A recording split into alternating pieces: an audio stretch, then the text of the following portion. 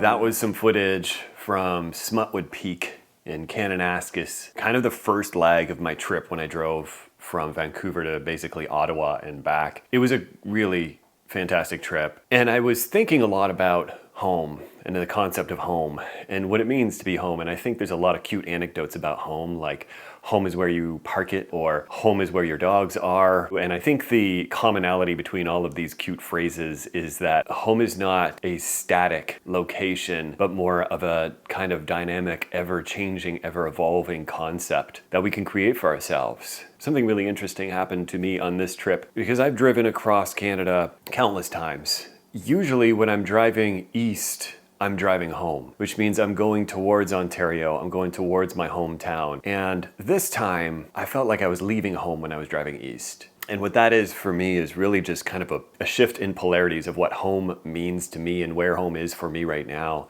and how I've been trying to make this life for myself on the West Coast. When I was returning west, I did feel then like I was returning home. That was such a deep and important feeling to me. And I think I was really excited about that. That location changed for me. And I think it reminded me that we can do this. We can kind of change that concept of home for ourselves if we need to. So I don't know, home is where your dogs are for sure. But home is also where you choose it is. And also there was this fun thing. I returned to a lot of spots that I've been to before. And I've always found myself kind of feeling like these are little homes along the way. Like as we travel, as we return to places, these are our little homes that we make for ourselves along the way. Doesn't that kind of make these places just a little more magical?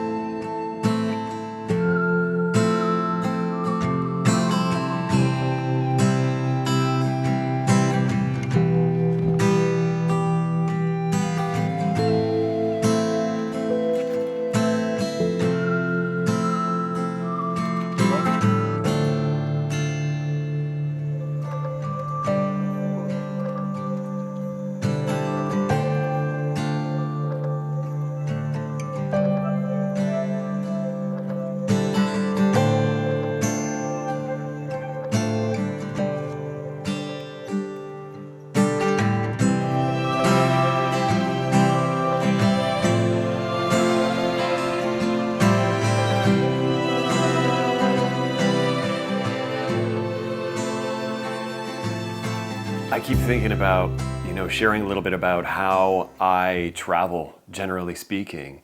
And it's pretty chaotic and it's pretty disorganized. And that's really the way that I like it.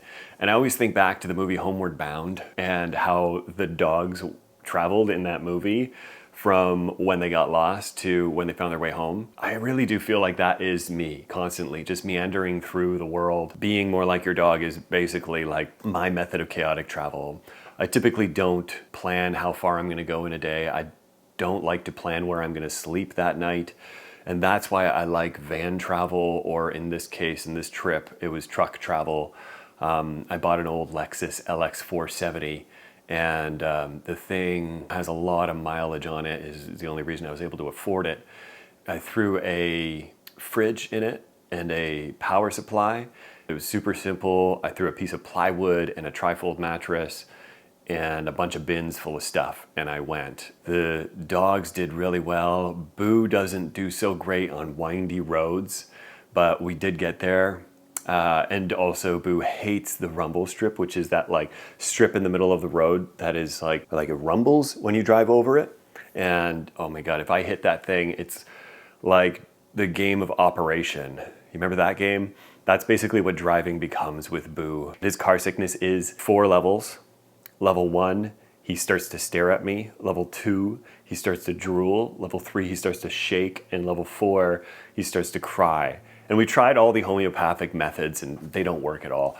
I tried a new drug this time called Serenia, which is prescribable from your vet. And it did help a little bit, which was great for the mountain passes and the windy roads. But across the prairies and flatlands, he was fine. Most, like 90% of the drive, he was fine. I mean, he's living a good life. He loves the road trip.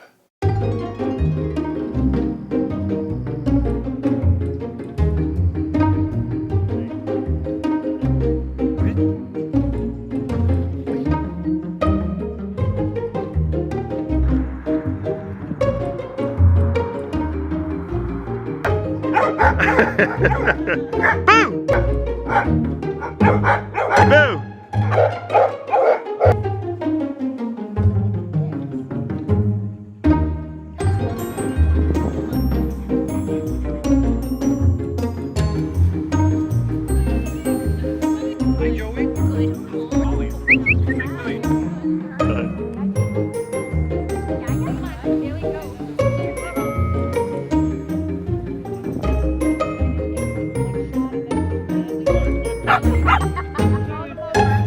But I think a lot of times with traveling with dogs or with traveling in general, we're improving ourselves, because traveling puts us under a lot of stress, almost guaranteed. We're going to be in an unfamiliar place doing unfamiliar things, kind of pushing ourselves in new ways, and the pressure is going to build. And then we're going to find out how we react under pressure.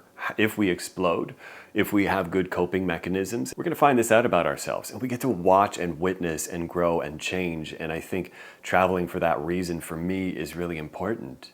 And then we have our dogs, who I believe are better for traveling. My dogs, at least, have always shown this kind of improvement. Every time I take them on a trip, even every time I leave them behind when I take a trip for a week or two and come back, I feel like they've improved. They've witnessed like a paradigm shift in their experience in this world, where all of a sudden everything is different. Either I'm missing, or the place where they're familiar with and comfortable in is missing, is different, is changing all the time.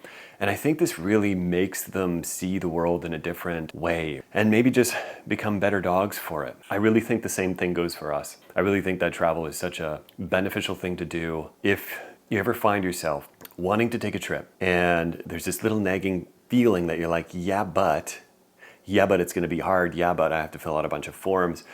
Yeah, but I'm comfortable here. Yeah, but it's going to be hard to take the time off. All of this stuff, lean into that yeah, but, and find the other side of it. I like to bring the improv yes and in the place of yeah, but. When we think of the buts in life, consider the and instead, the yes, I can mentality, instead of the oh no, we're not going to be able to mentality. I think there's always a way, and maybe that's a naive way to look at the world, but I also think maybe sometimes we need a little naivety.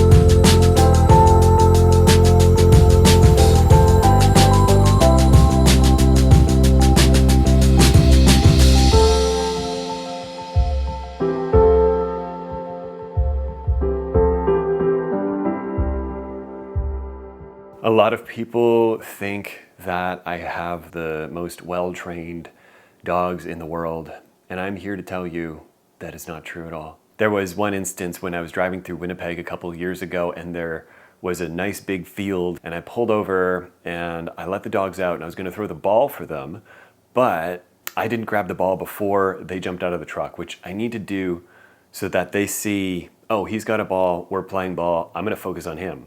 But if I don't grab the ball first, they're going to jump out into the field and they're going to just look for whatever, is exciting out there. There happened to be 2 rabbits this day in the field. And when the dogs jumped out, the rabbits bolted in different directions, kind of like when you drop an AirPod case and the AirPods fly out in different directions. This happened. Boo went left, Yaya went right, and Yaya was like 1 at that point. He was very young. And he ran towards what was 2 very busy roads. So I went after him and I chased him and I ran across the roads. I grabbed him, I brought him back. My heart skipped so many beats. I was so afraid for Yaya. I trusted Boo because he was like 3, so he just kind of came back when he realized he couldn't catch the rabbit. Oh, that was such a close call and it was so terrifying. But I like to think that he pulled something from that experience, because on this trip, now Yaya is 3 years old, I did the same thing. I got out at a field somewhere in Regina, Saskatchewan, and the dogs jumped out before I grabbed the ball. They bolted after a rabbit that was in this field, and they bolted towards this busy road. And this time they ran until 50 feet before the road, and they stopped and turned around and came back to me. And I was so relieved and so proud of them for they chased that rabbit a little bit, and then they were like, meh, we know how this ends. But I think it's those life experiences, we have to chase a few rabbits to realize we'll never catch them. There's a little risk in trusting. There's risk in trust. And I think we have to sometimes take that risk in trusting our dogs, and trusting each other, in trusting ourselves. There's risk in it. And I think without risk, there just isn't as much reward. This video is brought to you by Mia. Mia is a dog that I met at a meetup in Toronto at Trinity Bellwoods Park. Mia stole a friend's bag of treats and ran around the park with it for a good 10 minutes while her owner gallantly tried to stop her, and she played, no, she said, you're not gonna get this. And at one point she ripped the corner of the bag open and the treats kind of scattered all around, which was at the benefit of a lot of dogs there. It was a great day, great meetup. Thank you, Mia, for cheering me up and providing a little bit of joy. Okay, guys, that's really all I have to say today. Come on, other way. Come on, ready? Boo. Sit. Sit. Thank you. I love you. Okay, do you want to get down? Yes, you do. Jump up all the way. Come on, up, ready? Go get Boo. Thank you for being here, and please like and subscribe, and thank you to my Patreon subscribers. I really appreciate you. I will see you next time. Hi. You want some coffee?